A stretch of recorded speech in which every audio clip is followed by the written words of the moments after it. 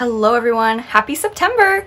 I cannot believe it. Time is just flying by. Although I am very excited for fall. I cannot wait. It's my favorite season. I love the cool crisp weather. But I just cannot believe that we are already in September. I wanted to jump on here quick today and just share with you some updates that I made in my LVPM agenda, which is my everyday pocket planner. I use this as my wallet and my planner combo, and it just houses all the things that are relevant and current that I need to access daily or while I'm out and about. Okay, now I did just post a full flip of this little cutie in the past week, and in that flip I did go into detail on what I'm using in here, how I use it, how my system works in a pocket planner. So I'm not going to go through every single little thing in today's video, but I will explain the changes and the updates that I made in here as I flip through it. So if you happen to see me flip over something and not explain it in detail today, chances are it's just because I explained it already in detail in the last video. So I will leave that video linked below in the description box. Now, I don't really change how my system works in my planners, but I do like to change out certain inserts that I'm using because life is forever changing, right? So our planners constantly change with us as we go through life with whatever our needs are at that time. So there's definitely some updated things in here that I'm going to share with you today. That's also like the main reason why I love ring planners so much. It's just because you can tailor it so much to your needs and customize it exactly how you need it, and then it can very easily be switched up. You could switch out covers, you could switch out your inserts. I just love that so much about ring planners. So the first major change is the paper that I'm actually using, which I'm really excited to talk about, especially since I use a planner that has such tiny little rings, which I love these tiny little rings. But obviously it's very limited with what you can fit in here. So I went to a thinner paper and I'm excited to tell you about it. Previously I was using all 28-pound paper because I just really like the durability of that paper, and there's no bleed through from my highlighters or my pens or my stamps. But the 28-pound paper does take up a lot of space once it's stacked because it is thicker paper. So I wasn't able to fit as much in here, and as someone who does like to jot things down pretty far in advance, I was really wanting to have some specific inserts in here that I couldn't fit with the 28-pound paper. So back when I did the flip of my Love Paper Plan Matte Black Croco A6 planner, I mentioned in that video how I wish that I could find a very thin paper that was more durable, that could hold ink and highlighters without the bleed through, and how I wish that Stalogy would actually make a loose leaf paper, or I wish that I could find something similar to Stalogy paper but in US letter size, so that I would be able to fit more inserts in my planner using thinner paper, but then again still avoiding the bleed through. There were several of you who reached out in the comments of that video with recommendations for paper, and I cannot thank you enough. If you want, you can go back to the comments on that video to see all of the recommendations, but I ended up going with this paper. I'm going to botch the name completely, so please excuse me, but I believe it's called Kokuyo paper? I don't know how to say it, so we're just going to refer to it as KB paper for the rest of this video. But this is a 64 GSM paper, and I specifically chose this one because it came in a US letter size option, which is hard to find. So I was so excited that this was US letter size. Now, before I start flipping through my planner to show you the updates and the changes, let me show you the KB paper compared to 20-pound copy paper so that you could just see the differences and weigh the pros and cons for yourself. One ream of the KB paper is pretty pricey. You can get about 3 500 sheet reams of regular 20-pound copy paper for around the same price as one 500 sheets ream of this KB paper in the US letter size. So that's quite a price difference. That's almost 3 times the price. Now, I did do some little comparisons here on these sheets. I actually did one in my planner, and then I decided to do it on some larger sheets just so that I could show you on camera here. So this one here to the right side is the KB paper, and this one over here on the left side is just regular 20-pound copy paper. They're both pretty much the same color. As I mentioned, the KB paper is 64 GSM and 20-pound copy paper is about 75 GSM. So the KB paper is thinner, which is what I was looking for. But in addition to it being thinner, I needed paper that could hold the inks really well without bleed through. So I did this little test where I used various pens, like some of my most used favorite pens on here. I also did a Sharpie S-Gel up here. I did the Uniball one here, my Morandi pen right here, and then the Muji pen right up here. And then, of course, I did some mild liners because I use those all the time. I also did a Tombow. I used quite a dark Tombow just to see how that would work. And I did stamps with ink. This ink that I'm using is the Studio G ink. I don't even know if that's carried anymore at stores, but it's been in my stash for years. And I'm no expert on inks and stamping, so there could be inks out there that work much better on paper than these, but this is what I had to show you with. So you can see everything is tested here, and then if I flip it, on the, let me just do this. This is the KB paper and this is the 20-pound paper.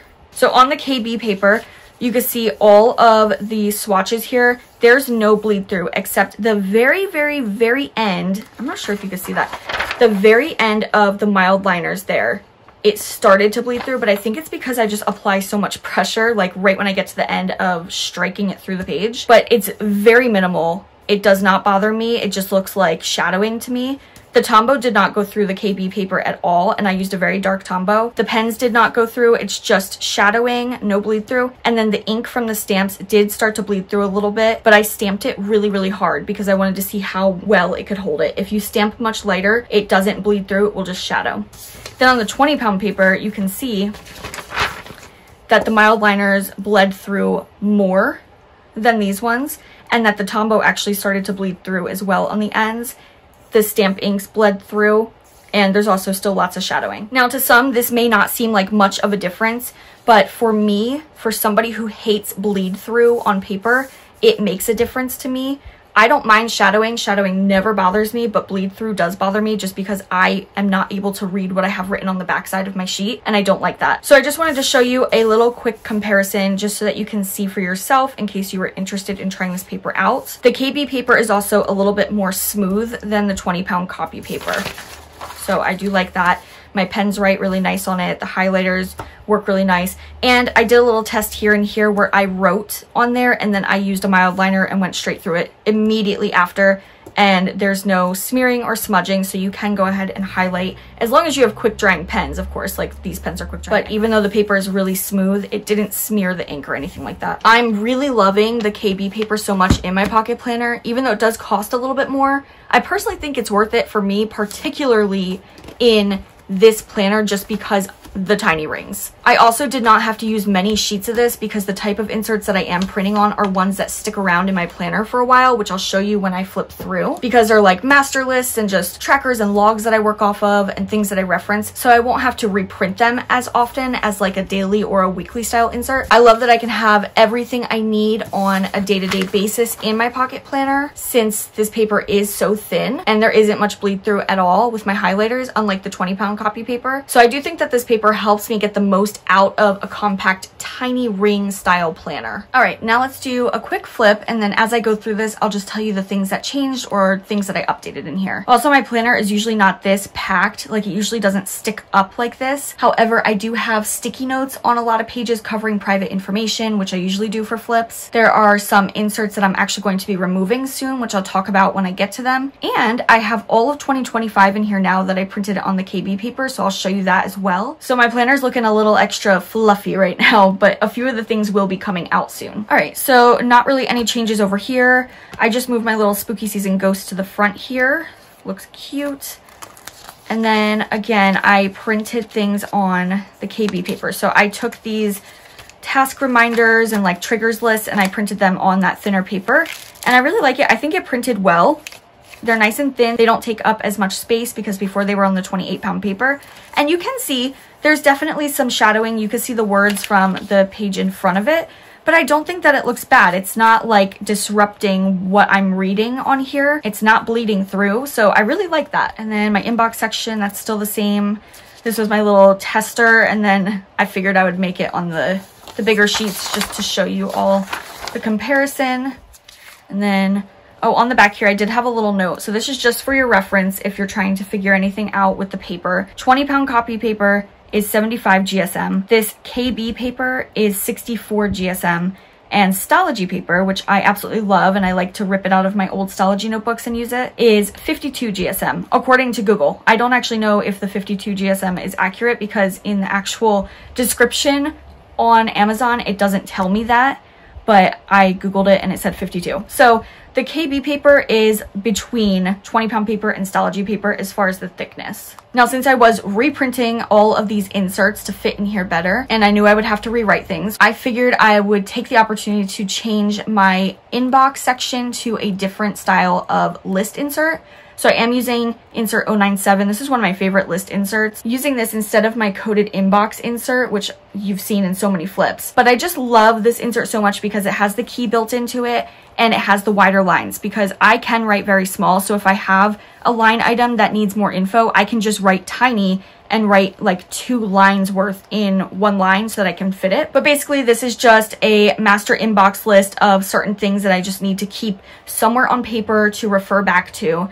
And I'm just categorizing this as exclamation point for urgent, the lavender color is for research, the blue is for someday maybe, the number sign are for projects. I also do have some other little symbols and such in here, and then I also have a color code that is part of my monthly that just like sticks in my brain. So if there's anything that I might want to use that color code for, I already have it memorized, so I can easily just put that color out here as well. And I can also put due dates out here. Here I have something that needs to get done during a certain month. So it just is easy to go down the list and see what it is that I'm looking at. My projects here, I still have to add their numbers. They correspond with the project master list that's in my A6 planner that stays at home, so I can just go back in there and reference it. So I just have a couple of those in here for my inbox. Still have my major spring clean out. Now this is on 28-pound paper.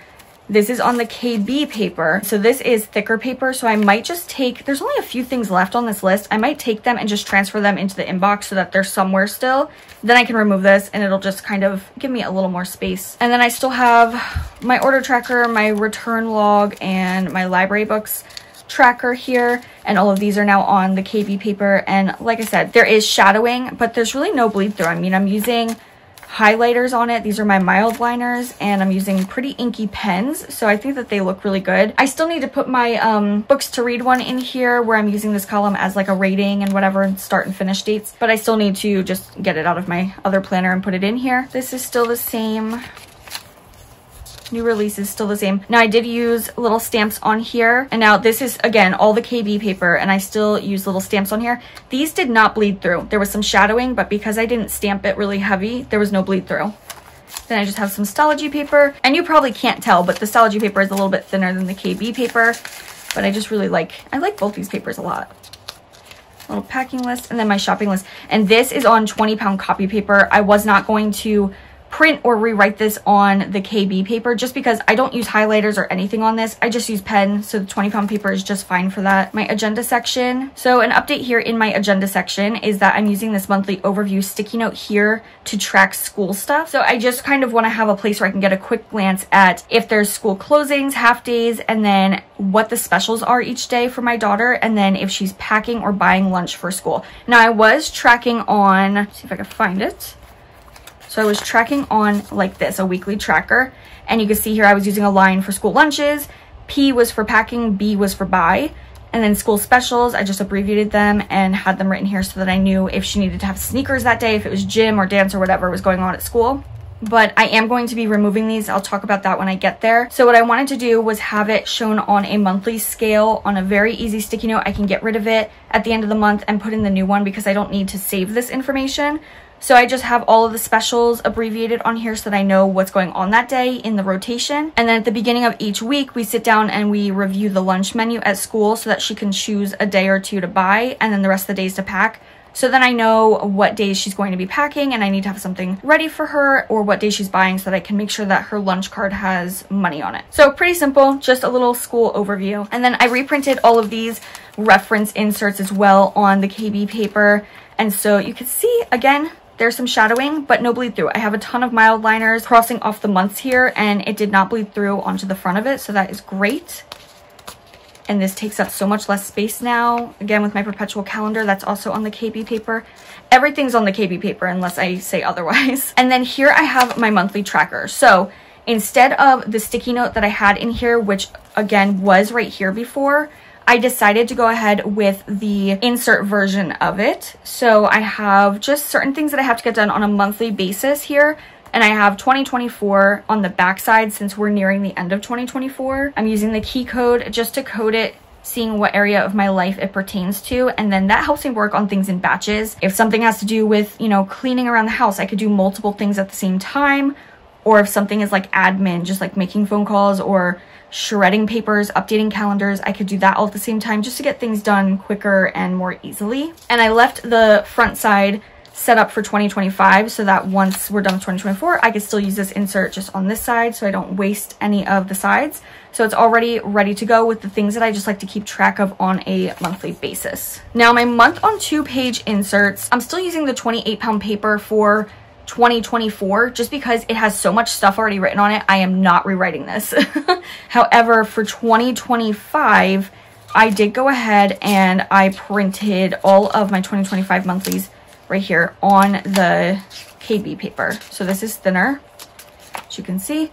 And I just have all of 2025 in here. I'm really hoping that this works out well because when it comes to my monthlies, I load so much up on my monthlies. There's highlighters, lots of pen, lots of sticky notes on here. I need them to be very durable and handle all of this stuff because I pile so much information on here. So I'm really hoping that this thinner paper does work out really well and can house everything, which I think it will be able to because just from like what I already did, I put some sticky notes on each of my spreads already, and I did also put a couple stickers. I started writing some things and everything seems to be doing well. I have all the highlighters down here in my key code section, and you can see there's just a tiny bit of shadowing. There's some very, very slight bleed through like right there, but it's hardly noticeable. So I think that these will work out just fine. I don't think that it'll make it hard to read the back sides, but I am absolutely loving that I am able to fit 2025 in here already because before I had up to the end of 2024 and then I couldn't put my 2025 in here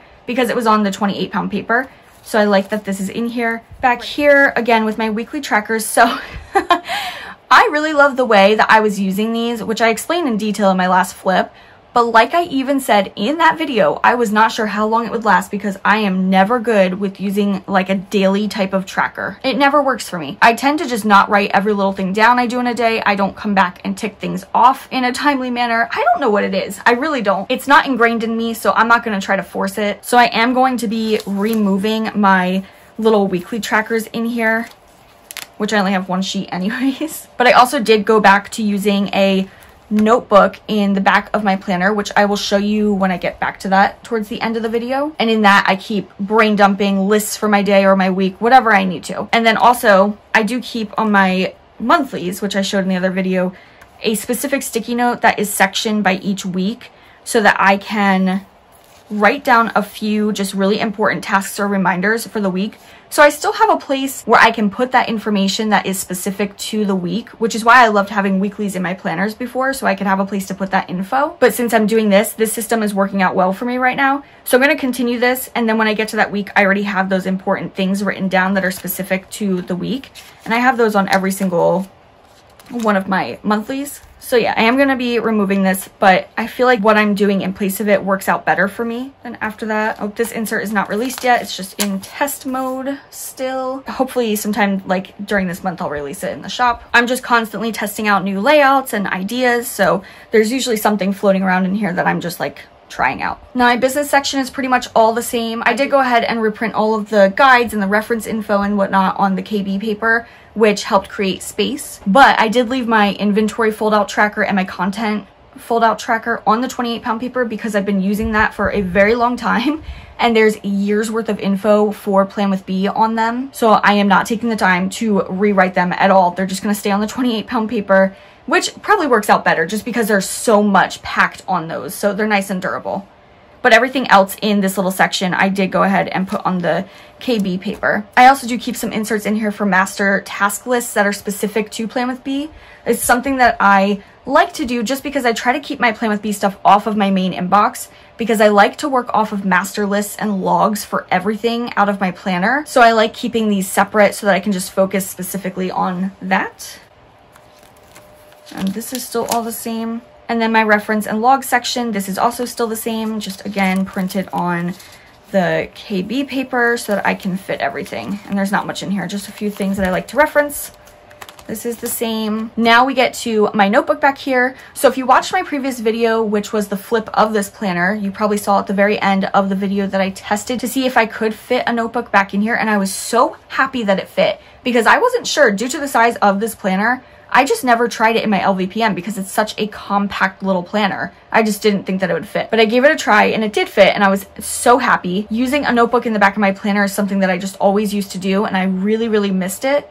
I used to keep Astrology in the back of all of my A6 planners. I used to keep a little like field notes style pocket notebook in the back of all of my pocket planners, which you probably have seen in really old flips of mine. So essentially I use this notebook as like a catch-all situation. I'm just someone who needs pen and paper, and before adding this notebook back into my planner system, I would use like scrap paper or sticky notes or my giant sticky note pad, which is always near me on my desk. This is the giant pad. I've gone through so many of these. And then I just brain dump a ton in here. I sketch out ideas, write daily to-do lists, weekly to-do lists, like whatever I just need in that moment, and it's unstructured and I love that. And then if there is any info within that I just feel like I need to keep on a more specific master list to work off of, or a tracker or a log, or just for reference that I want to keep around a while, I'll transfer the info onto a more structured insert that's in my rings. But mainly this is just for me scribbling stuff down, getting it done, and then once this notebook fills up, I will just toss it and replace it with a fresh one because it would have served its purpose at that time. And this is a newer notebook, so I don't have many pages filled out in here, but basically whenever I just need to brain dump, that's what I do. I'm absolutely loving having a notebook tucked in the back of my planner again. I'm so happy because that was always super helpful years ago in my system. Just the way that I like to plan and the way I like to just scribble things down in an unstructured way and just having scrap paper on me in some way. But I like that instead of like using this or sticky notes, it's just contained in a notebook that once it's filled up, I can just get rid of and just keep all the info that I need to. If I captured anything that I want to just keep hold of, I could transfer that into the inserts in my rings. I'm also loving the thinner KB paper in here just because it's allowing me to fit a little bit more into my rings. So again, thank you so much for all of you who did recommend some paper in that video. I appreciate it so much. So that's pretty much the update that I wanted to share today. I love my planner so much. I love being in pocket rings. It's always been one of my most used planner sizes in the past like 20-ish years. I actually have my eye on a couple of pocket planners that have been on my wish list for a very long time, so we'll see what happens with that.